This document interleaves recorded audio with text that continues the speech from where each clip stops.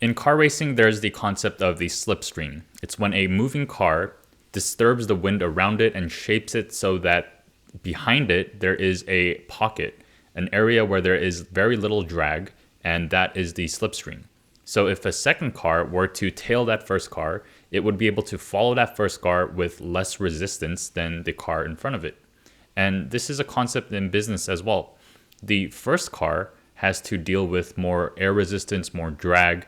And in business, the businesses that go first have to invest more into R&D, experiencing failures, trial and error, and all that stuff. And the businesses that follow that leader to see what is successful, see what works, and then to just copy it, they have a distinct advantage, which is they don't have to invest in R&D.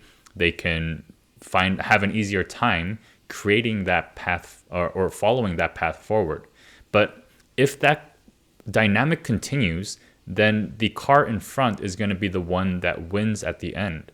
And so in business as well, if we always just show up following the leader, then we're not going to reap the benefits of being the first to market, being the best at the market, being the leader in a market, creating something unique and new for people to come to. So the position of following, the position of copying and following the leader is something that eventually we have to move away from. That we can leverage the slipstream in the short term in order to catch up and follow the leader and get to a place where we are making good progress. But at the end of the day, at some point, we're going to have to do the work of breaking out of that slipstream and to cross that finish line first. And that metaphor isn't the best metaphor, but I hope you understand that at some point we have to do the work of becoming a market leader, of not just following the leader, because if we're always following the leader, there's too many followers. You're going to look like a commodity. You're going to have a lot of issues when it comes to attracting patients and also raising your prices. And this is a phenomenon that's rampant in dentistry, just because I think the nature of our education system is to follow, is to just get things right, meet spec, that there is a correct way to do things, and we have to follow that process. And we are never taught how to break the mold, how to break out of that slipstream, how to start making mistakes ourselves.